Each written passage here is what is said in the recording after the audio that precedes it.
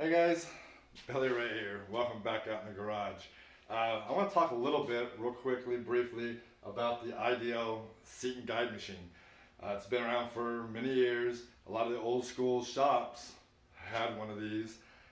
Back in the mid 80s was the first time I ever got to use one at a shop that I was working at, and I really liked the machine, and I have been using it from then until I got my own, and I'm still using it today. So I got like 40 years on an IDL. Okay, um, so I just want to talk about the setup, because I've been told so many times over the last 2 decades for sure, you need to start upgrading to a newer machine and stuff like that. Well, that ain't gonna happen. I'm not gonna buy a new machine. So they were talking about the setup time. The setup time is slow on those, and it's just not all there. You need the new stuff. So I just want to talk about the setup, okay? And I did go watch some videos to see if other guys set them up the same way I do, and we all kind of set them up the same way. But we just might put the let me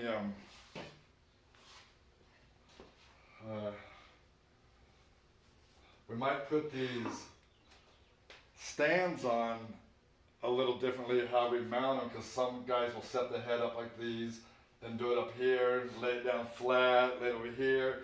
There's different ways of actually bolting those to how you're comfortable bolting them to the cylinder heads. And of course you have inline heads and you have canted valve heads like big block Chevy, Cleveland, modified like the 351Ms, and big block Ford.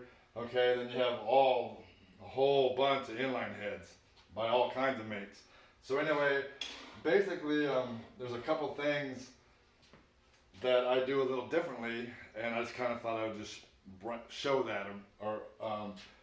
So when I'm setting them up, I usually just have these down here, and I just kind of spread them apart, and I lay the head on there. So I just want to kind of show the setup, what I do, and then talk a little bit about when I'm actually doing the machining, that I do a little different than what I was seeing on the videos, okay? And it's something I adapted to, not right off the start. I was still doing it the same way that I first was shown, and I've done it like that for a long time, and then I started adapting as I needed to figure out, there's gotta be easier ways, and this and that. We all do that. We always try to find another route, and I want to kind of show that been doing over time also. So let me go ahead and just move this one off of here. Alright. Now let me see if I got okay. So like I say, you can set these up any different way you want on here. Again, they go on the spring seats. The spring seats right here, you gotta make sure they're clean, no shims, and they're clean, because this end right here basically sets on it. So you can do it up here or however you want to do it. Now, what I do is I basically just kind of spread these apart, just kind of guess, no big deal. I always put the exhaust side away from me, even on the canted stuff. So basically I just get it, I'll try to get out of the camera view, right on the spring seat, and then on the spring seat, then you just find whatever little cones you like to use, put that one on the seat, drop in the hold down bars. I go all the way down to the bottom, and then I just back up a turn. Then I run down the lock, just like that. So basically that's the setup on as far as not the tooling of course, but as far as the head. Okay, I leave these just hand tight at the moment, and then I go back and I barely snug them with my little channel locks, but I don't kill them. You don't have to kill them. So now, let me move this forward a little bit if we get a little better. Let me lower that. So there's basically, let's say we're going to do the guides and seats on these heads.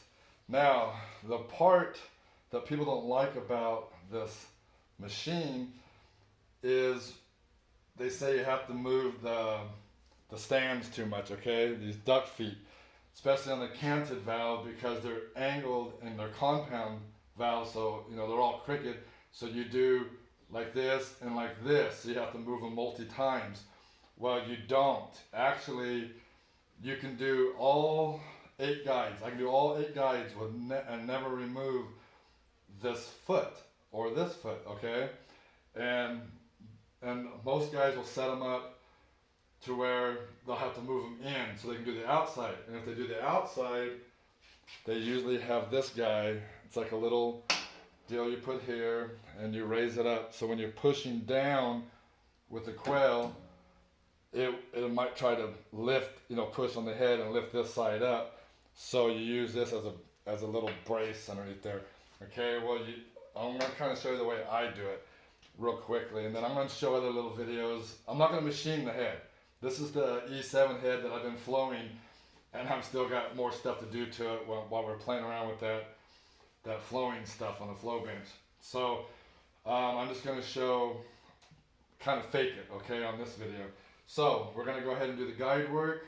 Basically, like I said, I kind of leave those a little bit loose so I can kind of move the head a little bit. And go ahead and get your core drill. This will be the core drill. Let's say we're going to do this. Okay, we're going to start on the guides. So we're going to cut that one. You have a core drill guide that slides over it. Okay, and that helps guide it. Let me just push it down just a little bit. Now you find a cone that fits the seat. So now we have this cone and the guide, and you drop it in. Now you slide the head down. Okay, and you can rotate that, and you kind of square it up. This is it's all done in here. This could be all swiveled because you're going to use this hold down right here. So basically, you kind of get it where you want it. Slide that down and lock it, but you can clamp it with this. I don't know if you can see me moving this, but there's a dial back here and it's pushing pressure down on this. So once you kind of figure out where you want it, and then you're pushing this down, okay? Now, that's okay. So basically, let me loosen this. I'm gonna kind of hit that a little bit. Okay. Tighten that down. So that's where we're gonna, let's say, do the core drill, right there. All right, now, so we're gonna cut that out. Let's say I machine it, we're done. Basically, let me just, okay, remove that. I could have centered it just a hair more, but I'm not actually gonna cut it, so I just wanna kind of give the idea.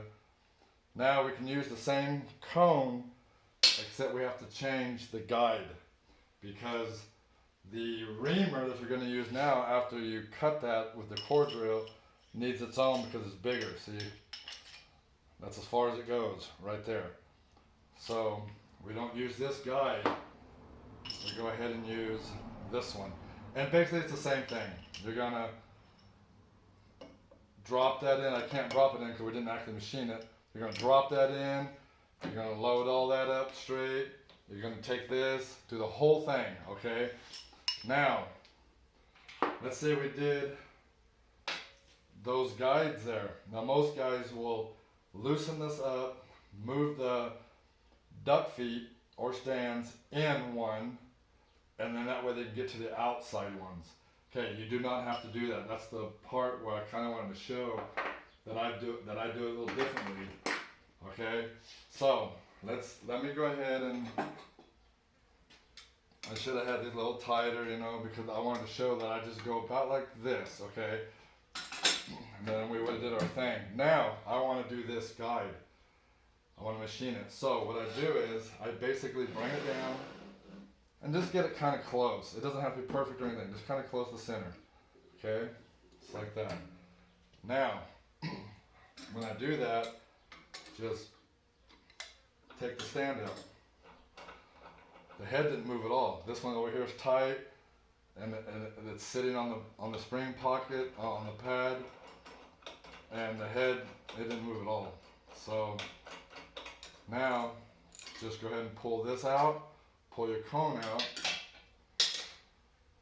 You're going to get your core drill and your guide. Okay, and we're going to get the spring. Okay, that was for the intake of the spring. We're on exhaust now. Let's see. Let me reach over here and get this one. Okay.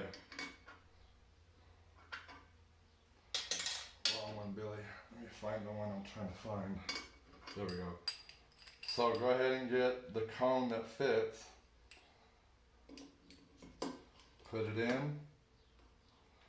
You're going to bring your lock over, just like before, but we have to first, right there. So once we know we got that, you're going to bring your lock over, or you hold down, and then when you twist this down tight, it's pushing on this foot. So now what you do is, there's a nut that holds these. I call it a bullet. See, it's got threads in it. And that's what that screws into. This bullet is in the foot. So now take the bullet out and you can go ahead and machine it and cut that right out. So you didn't have to move no feet yet. So there's that, take that out. Let's say all the guide work was done. Okay, let's put that bullet back in for the moment. Just like that. Put this guy back. Whoop. Put this guy back in. So you can see it fell right in. Okay, so let's say all the guide work was done. You already moved the head. Let me move it. So you moved the head, you took it off this table, you drove in all the guides, you did everything you had to do, and you're done with the guides. Now you want to do the seats. Same routine. So basically, you set the head back up on here, tighten all this stuff down the way you want to do it, and now you start cutting these seats. When you get to the end ones, same thing. Except the only difference when you're cutting seats is you run this tool. This is a big 5/8 up here. Of course, you're 11/32, and this is like a little hold down. So you put that in, and then of course you twist that in, and it locks it in. Then you would get the cutter of your choice. Let's just say whatever cutter you're going to use, and let's say we're going to use that one. Slide the head down, of course, and then take this out. Take this cool tool out of there, and you're going to put this one in its place. Okay, and the same thing. You're just going to bump the head until you get it right where you want it. Like I said, you can loosen those and pull the head back or forth. I'm not going to really waste the time. So let's say we cut it, and we did the whole thing. Now we've got to put a seat here or back here, but the stand is there. Okay, you're just basically doing the same thing, except leave the bullet in this time. So let's say we're going to put the seat here. Let me go ahead and let me slide this down.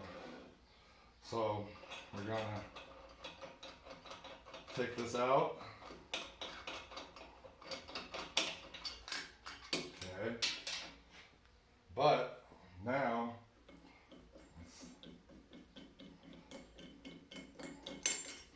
take this out. Now you can drop this in, leave the bullet in, and then you just tighten it. Okay? And the head is still in the same spot. And then I just get like something like this, put in there, and snug it. Now the head won't move again. See, I can do it the whole thing again. So basically, that's it. Then you just get the cutter you're going to use, which I don't know what I did with it. Oh, I put it back. Believe that. Okay. Drop your screwdriver.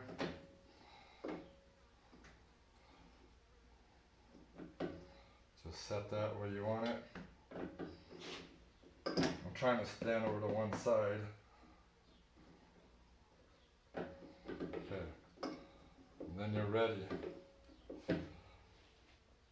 to machine it. Okay? So basically you never have to move the the feet or the stands. Now the cancer valve, same thing, you only have to move them once. You can still do all the exhaust, so, and all the intake, but you're only gonna move it when you go from the exhaust to the intakes, because the intakes, of course, are off, you know, they're on the other side of the head, basically. So, let me just move these.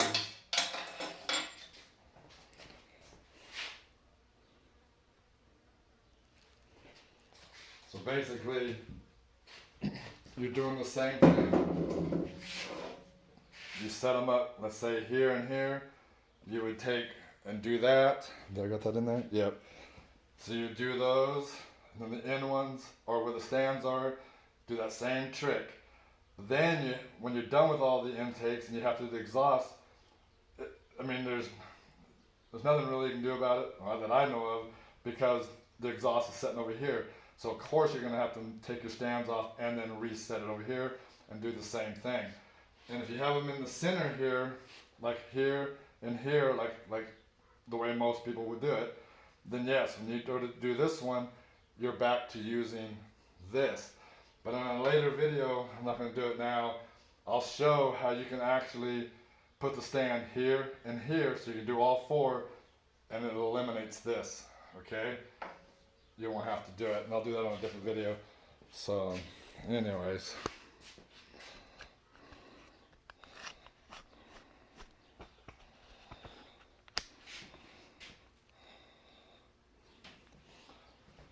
Alright guys, I probably talked a little bit fast on that, but you kind of see what I'm getting at. So we all do them a little bit different. So if you want to go to another video that's showing a guy using the IDL, you'll probably get a more understanding.